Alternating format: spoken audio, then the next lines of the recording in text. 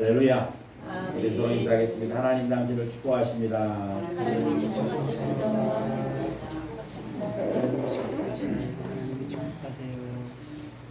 오늘도 참 좋은 날인 줄로 믿습니다.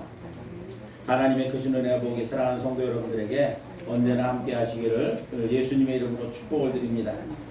이제 완연한 가을 날씨입니다. 들판이 황금 들녘으로 바뀌어가고 있고 또 가을 거지로 농부들의 손길이 매우 바빠지고 있습니다. 사랑하는 성도 여러분들에게도 영육간의 풍성한 가을 거지의 결들들이 있어서 우리 주님께 기쁨을 드리는 성도 여러분들이 되실 수 있기를 예수님의 이름으로 축복합니다. 어떤 사람이 약속 시간에 늦어 차를 몰고 아주 빠른 속도로 과속을 해서 달려가고 있었습니다. 한참을 달리는데 단속 카메라가 눈앞에 들어왔습니다. 깜짝 놀라서 재빠르게 속도를 줄였습니다.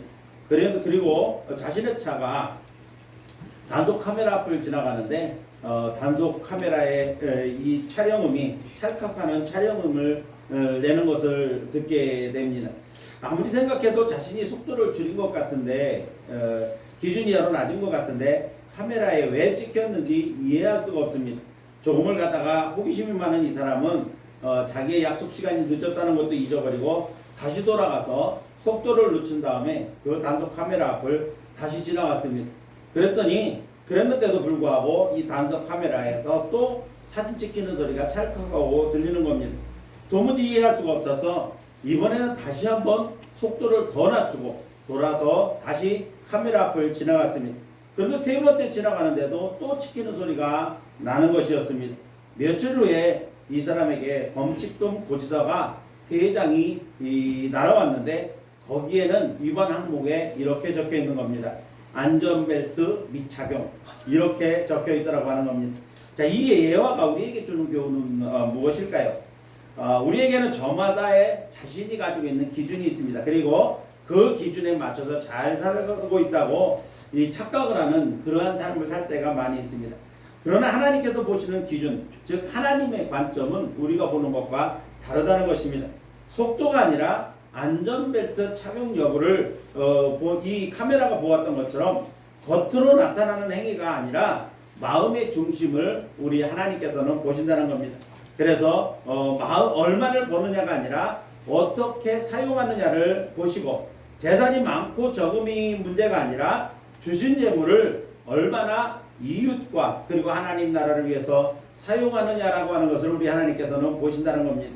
얼마나 높은 직책을 가지고 그 지위에 맞게 살아가느냐가 중요한 게 아니라 가정과 일터 그리고 내가 속한 공동체에서 얼마나 선한 영향력을 끼치며 살아가고 있느냐라고 하는 것을 우리 주님은 보신다는 것입니다.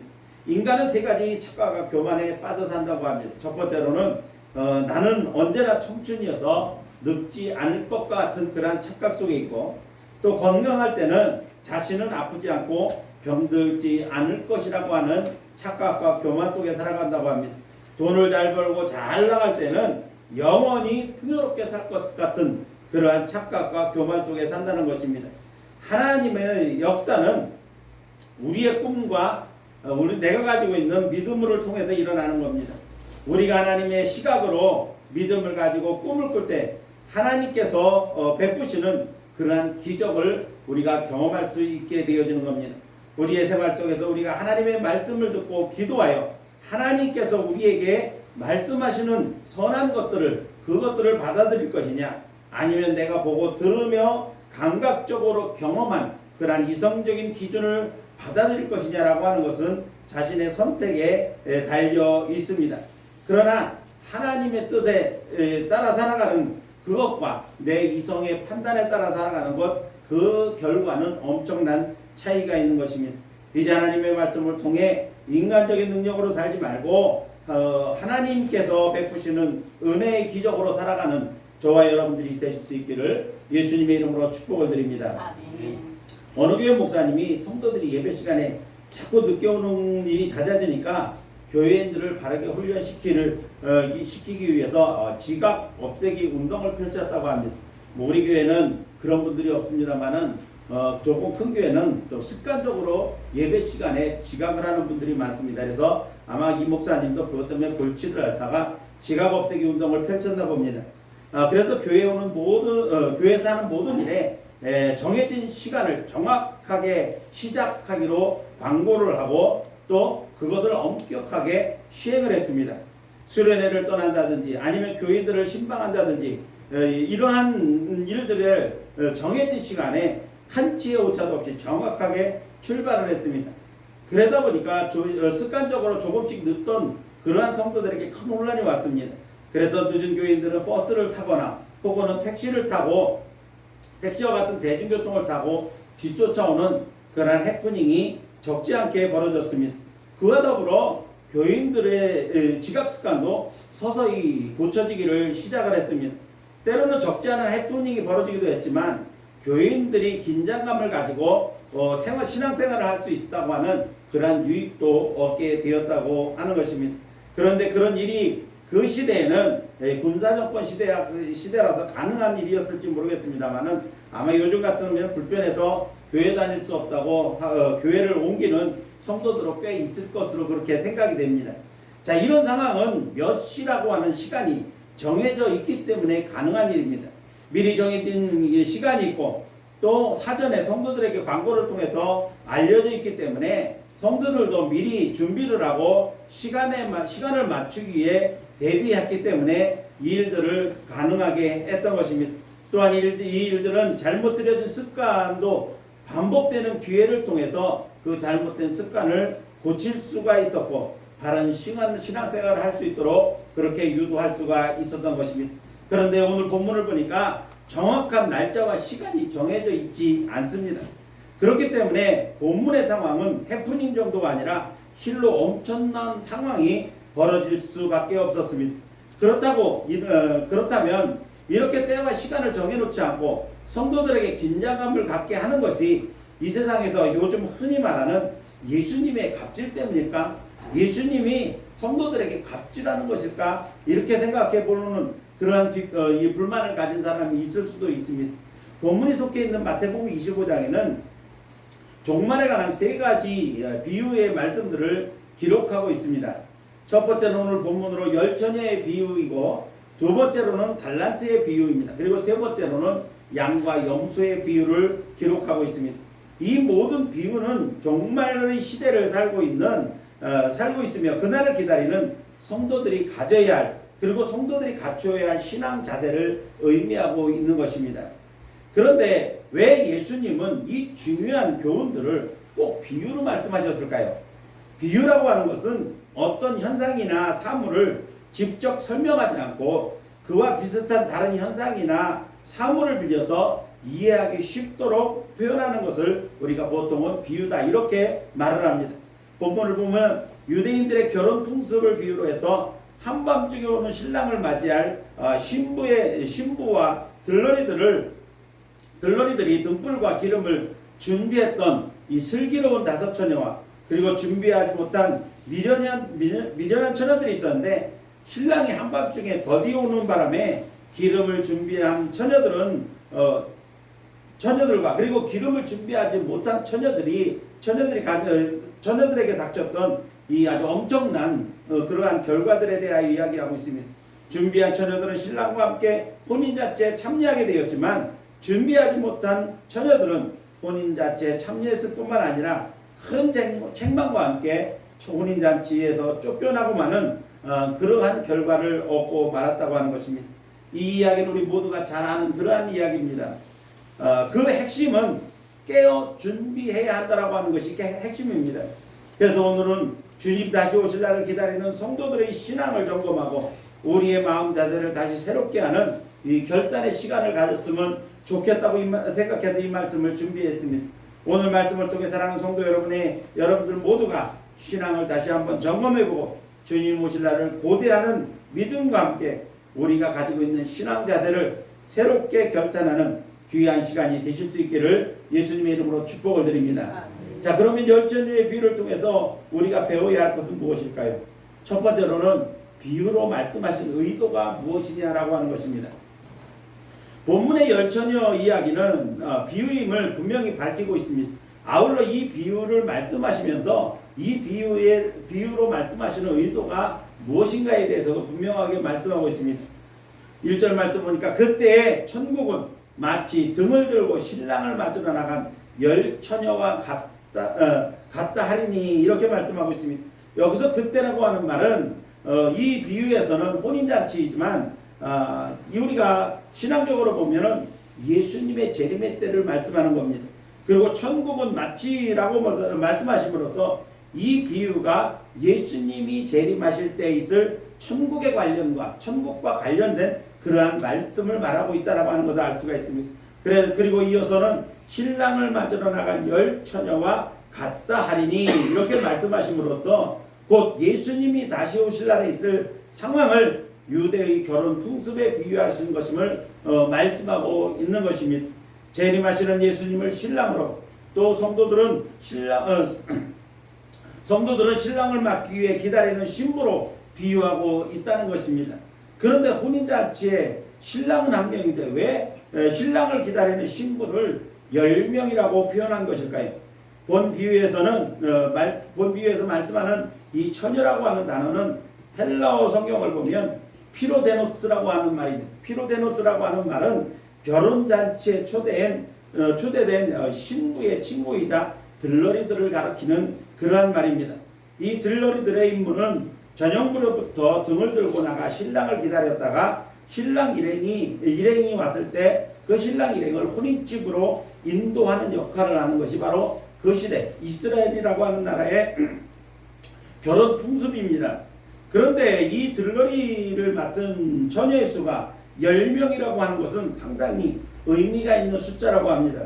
성경에 기록된 10이라고 하는 숫자는 완전함을 상징하는 그러한 숫자라고 합니다. 예수님께서 비유로 가르치실 때 종종 언급하시기도 한 숫자가 바로 10이라고 하는 숫자입니다. 본문에도 열처녀의 비유에서도 10이라고 하는 숫자가 사용되어졌습니다.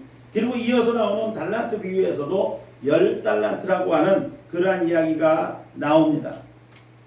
누가복음 15장에는 드라크마 비유에서도 10드라크마 이야기가 나오고 그 다음에 17장에서 예수님께서 길거리에서 만나 고쳐주신 나병 환자의 숫자도 10명입니다. 또 누가복음 19장에 보니까 문화의 비유에서도 10문화에 대한 이야기를 하고 있습니다. 그래서 예수님은 당신이 말씀하시는 비유에서 이 10이라고 하는 숫자를 여러 번 사용하셨다는 것을 알 수가 있습니다. 이와 더불어서 10명은 하나의 유대인 회당을 구성하는 최소한의 숫자라고 합니다.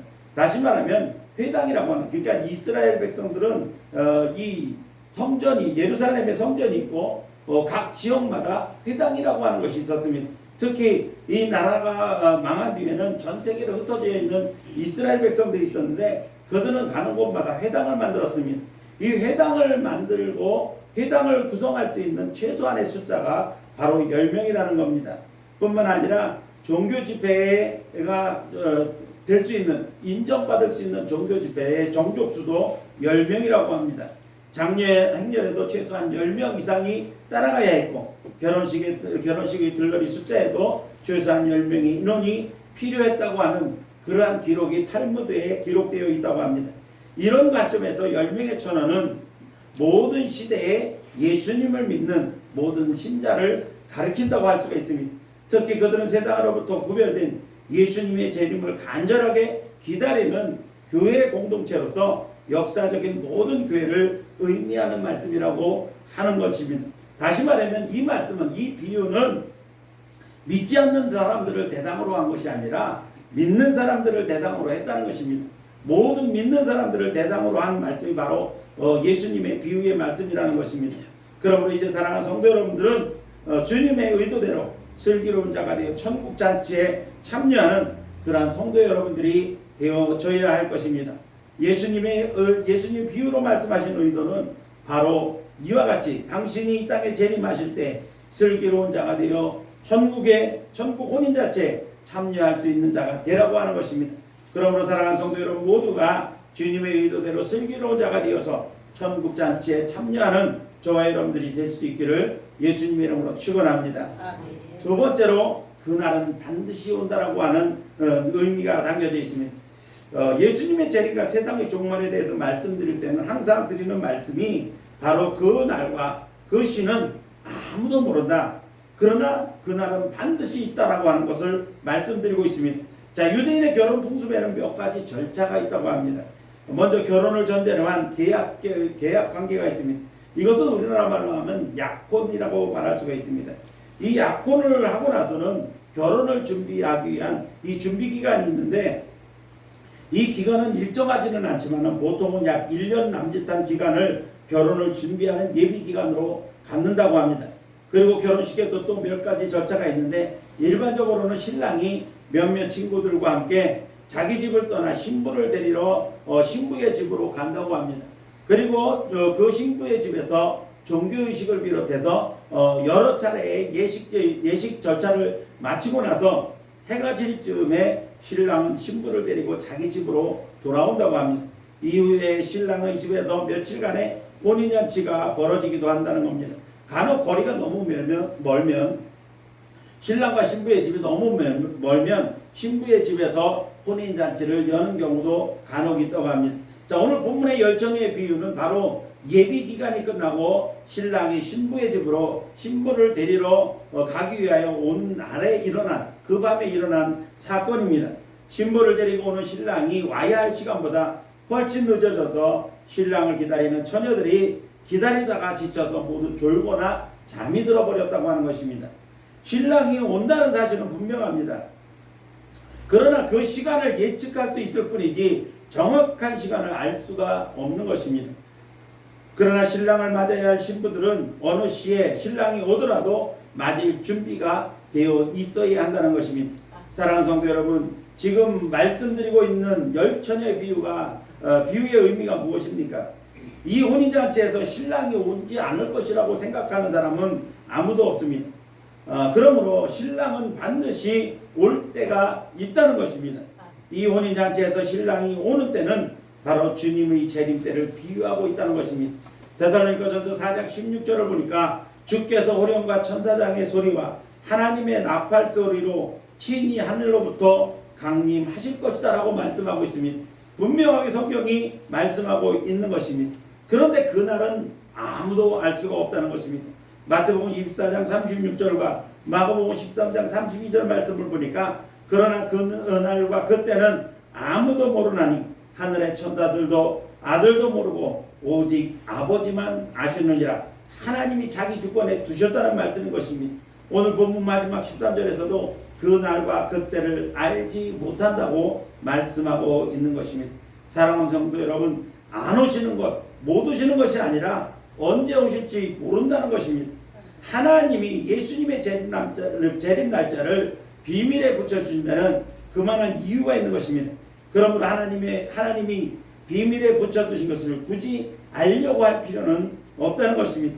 오늘날 세상의 많은 사이비 종교들이 바로 예수님의 재림 날짜를 계산해 보겠다고 가지가지 가문이설을 퍼뜨려서 성도들을 미혹하고 넘어지게 하는 경우들이 많이 있습니다. 그러나 우리가 생각해야 될 것은 하나님이 비밀에 붙여주신 그 일을 우리가 굳이 알려고 할 필요는 없다는 것입니다. 다만 신랑 대신 예수님을 기다리는 신부된 성도는 준비하고 그날을 기다리면 된다는 것입니다. 이제 사랑하는 성도 여러분들이 신랑 대신 예수님의 재림의 때가 분명히 있음을 알고 그 때를 믿음으로 기다리며 준비하는 성도들이 되시기를 예수님의 이름으로 축원합니다. 마지막 세 번째로 우리가 본문에서 깨달을 수 있는 건 뭐냐 하면 그러므로 깨어 있으라는 말씀인 것입니다. 오늘 본문 마지막 절에 저런 열처녀의 비유를 말씀하신 목적입니다. 그런즉 깨어 있으라 너희는 그날과 그때를 알지 못하느니라. 1절부터 12절까지 예수님께서 지금까지 하신 이 열처녀 비유의 말씀의 목적입니다. 왜 이 비유를 말씀하셨는지를 말씀하는 것입니다. 예수님은 이 결론을 말씀하시기 전에 신랑을 맞이할 준비를 잘한 슬기로운 자들과 준비하지 못했던 미련한 자들의 결과를 분명하게 밝히고 있습니다.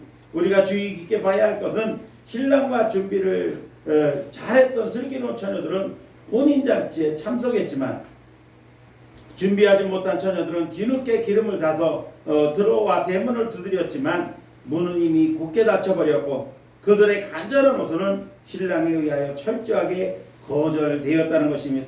11절과 12절 말씀을 보니까 그 위에 남은 처녀들이 와서 이르되 주여 주여 우리에게 열어주소서. 대답하여 이르되 진실로 너희에게 이르노니 내가 너희를 알지 못하노라. 신랑의 말인 것입니다.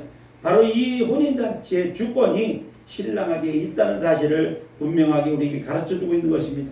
이 대화를 보면 어쩌면 혼인잔치라는 것을 생각해보면 이 상황이 너무나 냉정하고 냉혹한 것이 아니냐 불평 섞인 질문을 할 수도 있습니다.